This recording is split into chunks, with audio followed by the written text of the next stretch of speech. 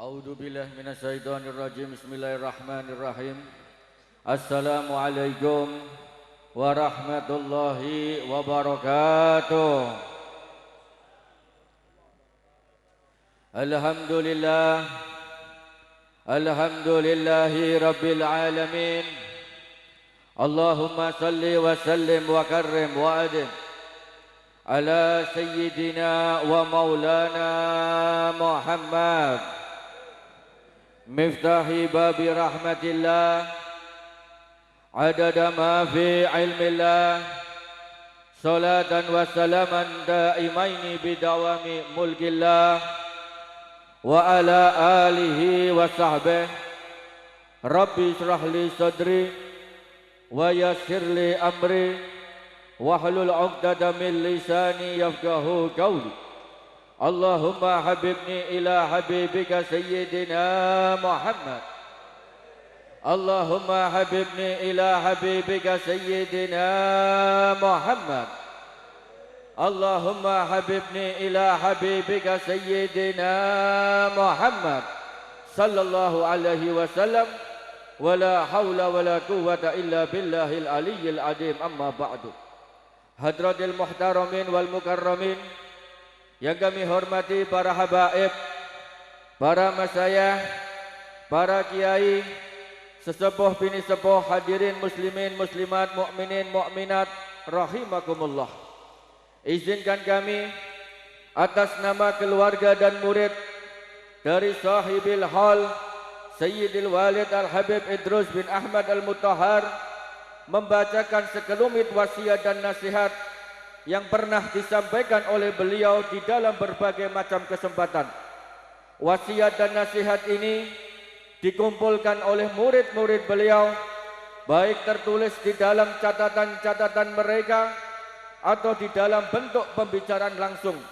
Sedangkan kami penyusun hanyalah merangkai kata-kata supaya lebih mudah untuk dipahami.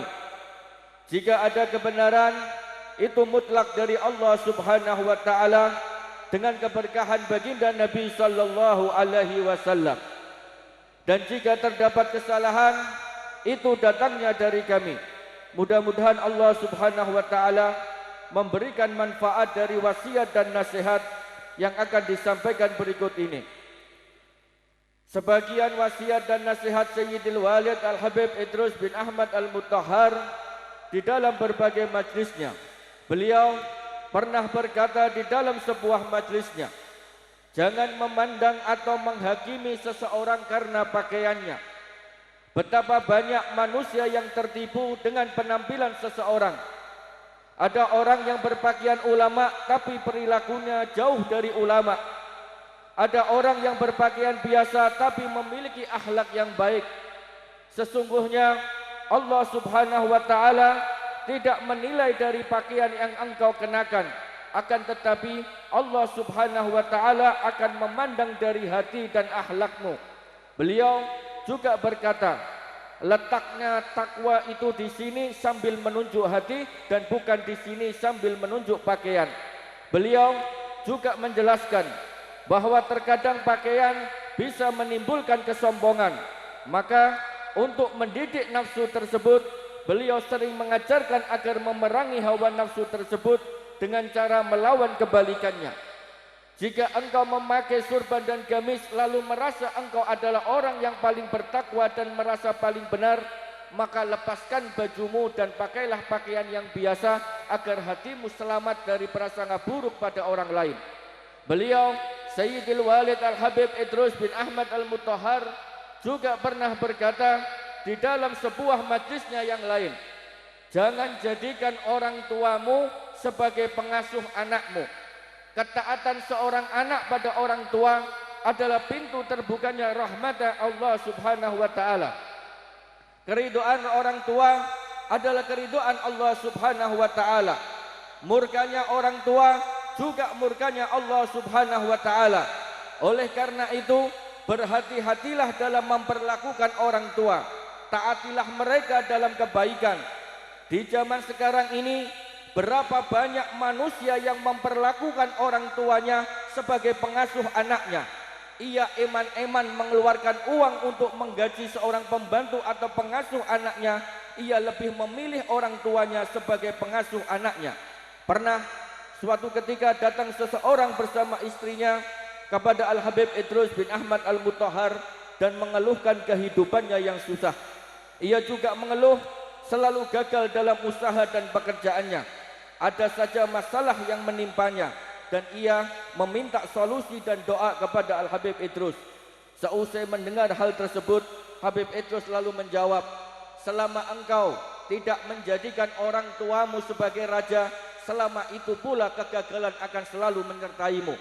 Lalu orang tersebut bertanya apa maksudnya. Kemudian dijawab oleh Al-Habib Idrus, berapa kali engkau memperlakukan orang tuamu sebagai pembantu? Berapa kali dengan seenaknya engkau menitipkan anak-anakmu kepada orang tuamu, sementara engkau dan istrimu bepergian? Lalu orang tersebut menjawab bahwa orang tuanya rela mengasuh anak-anaknya jika ia ada urusan pekerjaan atau sedang bepergian. Lalu beliau Al-Habib Idrus menjelaskan, orang tuamu akan mendapatkan pahala atas niat dan amalnya, akan tetapi engkau merasa eman-eman untuk mengeluarkan uang membayar pengasuh atau pembantu hingga engkau jadikan orang tuamu sebagai pengasuh anakmu. Masalahnya ada pada niat. Ia merasa eman-eman jika mengeluarkan uang, sedangkan Allah Subhanahu wa taala melihat hati setiap hambanya. Mungkin inilah sebab kegagalannya selama ini. Al-Habib Idrus juga terus mewanti-wanti pada para muridnya agar terus berbakti kepada orang tua dan jangan sampai merepotkan kedua orang tua, karena itulah kunci menggapai keridhaan Allah Subhanahu wa taala. Dan di dalam nasihat yang lain, beliau Al-Habib Idrus juga berkata, jangan kau adukan setiap kesusahan yang engkau alami pada orang tuamu hingga membebani pikiran orang tuamu. Al-Habib Idrus bin Ahmad Al-Mutahhar juga pernah berkata di dalam sebuah majlisnya yang lain, jangan pernah malu untuk mengakui setiap kesalahan yang diperbuat. Manusia pada umumnya selalu berada di dalam dua hal, kebenaran dan kesalahan. Ada saatnya ia benar, ada saatnya dia juga salah. Tidak ada yang benar terus atau salah terus. Jika berada dalam kebenaran, maka bersyukurlah. Dan jika dalam keadaan salah, maka perbaiki kesalahan tersebut dan meminta maaf atas kesalahan yang diperbuat.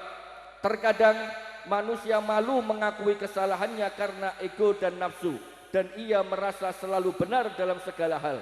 Biasanya semakin ia dihormati di dalam masyarakat, jika ia salah maka enggan untuk mengakuinya atau meminta maaf.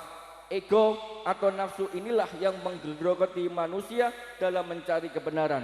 Karena nafsulah banyak manusia terpedaya. Karena nafsulah manusia tidak mau mengakui kesalahannya. Jika ia bisa mengalahkan hawa nafsunya, maka kebenaran akan nampak. Dan jika ia salah, maka tak segan untuk meminta maaf. Dan di dalam majlisnya yang lain, beliau juga berkata, sering-seringlah meminta maaf kepada setiap orang yang engkau temui. Karena terkadang saat bertemu seseorang engkau melakukan kesalahan, baik dengan sengaja atau tidak, baik melalui ucapan, tindakan atau sesuatu yang tersimpan di dalam hati, maka sering-seringlah meminta maaf kepada setiap orang yang engkau temui. Al-Habib Idrus bin Ahmad Al-Mutahhar juga pernah berkata di dalam sebuah majlisnya yang lain, bersiaplah untuk kecewa jika menggantungkan harapan pada manusia. Sangat rugi jika manusia menjadikan ikhtiar atau usaha adalah segalanya. Tempatkan ikhtiar pada makom ikhtiar dan jangan menempatkan ikhtiar sebagai penentu segalanya. Terkadang di dalam hati banyak manusia yang menjadikan manusia lain sebagai harapan dirinya. Sungguh rugi jika ia menganggap manusia bisa melakukan segala-galanya. Allah Subhanahu wa taala lah penentu segalanya. Jika engkau menggantungkan harapan pada Allah, maka Allah Subhanahu wa taala akan mengatur segala peri kehidupanmu dan engkau tidak akan kecewa terhadap setiap pemberian dan pengaturan Allah Subhanahu wa taala. Al-Habib Idrus bin Ahmad Al-Mutahhar juga pernah berkata di dalam sebuah majlisnya yang lain, Mintalah sebanyak-banyaknya pada Allah Subhanahu wa taala dan bersyukurlah setiap pemberian Allah Subhanahu wa taala kepadamu. Hajat hidup manusia sangat banyak, baik hajat duniawi ataupun ukhrawi. Bagi orang awam, hajat duniawi lebih diutamakan daripada hajat ukhrawi. Berapa banyak manusia berlomba-lomba dalam mencapai tujuan duniawi. Dalam mencapai tujuan kehidupan, jangan lupa untuk berdoa kepada Allah Subhanahu wa taala agar setiap keinginan atau cita-citamu terkabul. Mintalah sebanyak-banyaknya kepada Allah karena Allah Subhanahu wa taala Maha Kaya dan Maha di dalam segala sifatnya. Jika engkau meminta banyak pada manusia, maka manusia akan menjauhimu. Akan tetapi, jika engkau meminta banyak kepada Allah Subhanahu wa taala, justru Allah Subhanahu wa taala akan semakin mencintaimu. Akan tetapi, pengabulan setiap doa-doa tidak langsung seketika, ada kalanya bertahap diberi oleh Allah Subhanahu wa taala. Maka setiap pemberian Allah Subhanahu wa taala harus selalu engkau syukuri agar cita-citamu yang lain segera terkabul. Suatu ketika saya sebagai anak Al-Habib Idrus pernah meminta kepada abah saya yaitu Al-Habib Idrus untuk diberikan sepeda motor yang baru. Lalu abah berkata, mintalah kepada Allah Subhanahu wa taala. Lalu Habib Idrus memberikan sejumlah amalan wirid dan zikir yang harus dibaca setiap hari. Karena saking kepengennya punya motor baru, segera melaksanakan setiap amalan wirid yang diberi oleh Habib Idrus. Kira-kira 40 hari kemudian, lalu Abah atau Habib Idrus membelikan sepeda motor bekas dan tua. Seketika hati saya langsung kecewa. Padahal saya minta sepeda motor yang baru, lalu Abah berkata, syukuri dulu yang ada. Maka dengan hati yang masih memendam kekecewaan, saya berusaha untuk mensyukuri dan merawat sepeda motor tua tersebut. Abah juga memerintahkan agar merawat sepeda motor tua tersebut dan terus melakukan amalan wirid yang diijazahkan setiap hari. Kira-kira beberapa bulan kemudian, tiba-tiba Al-Habib Idrus atau Abah saya membelikan sepeda motor baru. Cita-cita pengen punya motor tercapai. Lalu Abah berkata yang maknanya kurang lebih, saat itu Abah punya uang yang cukup untuk membelikanmu motor yang baru. Akan tetapi Abah tidak mau segera membelikanmu motor yang baru, karena jika setiap keinginanmu Abah turuti, maka hatimu akan selalu bergantung pada Abah dan Abah tidak mau itu. Maka Abah beri amalan zikir agar hatimu hanya bersandar kepada Allah Subhanahu wa taala dan Abah hanyalah perantara saja. Lalu Abah juga berkata, Abah belikan motor tua bekas tersebut untuk tarbiyah atau pendidikanmu, agar hatimu selalu mensyukuri setiap pemberian Allah Subhanahu wa taala. Lalu ketika Abah lihat dirimu sudah bisa mensyukuri nikmat tersebut, maka Abah belikan motor yang baru. Inilah tarbiyah yang sampai sekarang melekat dalam ingatan saya tentang pendidikan yang diberikan oleh beliau. Ternyata pemberian sedikit apapun, jika disyukuri akan terasa nikmat. Sebaliknya, pemberian sebanyak apapun jika tidak disyukuri akan membuat hati semakin tamak dan rakus. Beliau, Sayyidil Walid Al-Habib Idrus bin Ahmad Al-Mutahhar juga pernah berkata di dalam majlisnya yang lain, murid yang jumlahnya sedikit tapi berkualitas lebih baik daripada murid yang banyak tapi seperti buih di lautan. Di dalam mencari ilmu, setiap murid diwajibkan bersungguh-sungguh agar tercapai tujuan ilmu, yaitu mendapat keridhaan Allah Subhanahu wa taala. Ilmu yang sedikit tapi diamalkan lebih baik daripada ilmu yang banyak tapi tidak diamalkan. Ilmu bukanlah sesuatu yang dihafal, akan tetapi ilmu yang barokah dan bermanfaat adalah ilmu yang masuk ke dalam hati seorang murid. Dan dengan ilmu tersebut ia menjadi manusia yang saleh. Ilmu yang sedikit tapi meresap ke dalam hati lebih hebat pengaruhnya daripada ilmu yang banyak tapi hanya sekedar masuk kuping lalu lupa. Setiap murid yang mendapatkan cahaya ilmu di dalam hatinya bisa dipastikan ilmunya bermanfaat dan dirinya menjadi cahaya dimanapun ia berada. Ia menjadi cahaya dalam rumah tangganya sampai masyarakat sekitarnya, meskipun pada kenyataannya ia tidak terkenal di kalangan khalayak umum. Untuk menjadi murid yang berkualitas harus disertai akhlak yang baik, kecintaan pada gurunya serta takdim pada gurunya. Tanpa itu semua mustahil ia mendapatkan ilmu yang bermanfaat.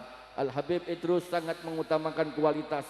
Setiap ada orang yang berniat belajar kepada beliau, beliau selalu minta orang tuanya untuk datang dan menyerahkan anaknya agar dididik oleh beliau. Atau jika orang tuanya sudah wafat, maka ia diwajibkan untuk berikrar menjadi murid beliau. Hal tersebut beliau lakukan agar sang murid bersungguh-sungguh dalam mencari ilmu dan bisa mengamalkan ilmu yang didapat. Dan kualitas seorang murid akan nampak saat sang guru telah wafat. Apakah murid tersebut melupakan gurunya atau tidak? Berapa banyak murid melupakan gurunya setelah sang guru wafat? Murid yang berkualitas akan terus mengingat nasihat-nasihat dari sang guru meski sang guru telah wafat. Allahumma ya Allah, perbaikilah keadaan hati-hati kami, perbaiki hubungan kami denganmu, perbaiki hubungan kami dengan nabimu, perbaiki hubungan kami dengan makhluk-makhlukmu ya Allah. Allahumma ya Allah, ampunilah dosa-dosa kami, ampuni dosa kedua orang tua kami, ampuni dosa guru-guru kami, dan ampuni dosa keluarga kami, serta ampuni dosa seluruh umat Nabi Muhammad sallallahu alaihi wasallam. Allahumma ya Allah, berilah kami rahmatmu di dalam kehidupan dan kematian kami, dan berilah kami rahmatmu di dunia dan akhirat. Allahumma ya Allah, angkatlah kesusahan-kesusahan kami, kabulkanlah hajat-hajat kami, dan lapangkanlah kehidupan kami. Allahumma ya Allah, kumpulkanlah kami dengan orang-orang yang mencintaimu di dunia dan akhirat. Allahumma ya Allah, akhirilah kehidupan kami dengan husnul khatimah, dengan husnul khatimah, dengan husnul khatimah. Allahumma rabbana atina fid dunya hasanah, wa fil qabri hasanah, wa fil barzah hasanah, wa fil mahzar hasanah, wa fil sirat hasanah, wa fil mizan hasanah, wa fil hisab hasanah, wa fil akhirati hasanah, wa qina adzabannar. Wa sallallahu ala sayyidina Muhammadin wa ala ali sayyidina Muhammad, walhamdulillahi rabbil alamin. Wassalamualaikum warahmatullahi wabarakatuh.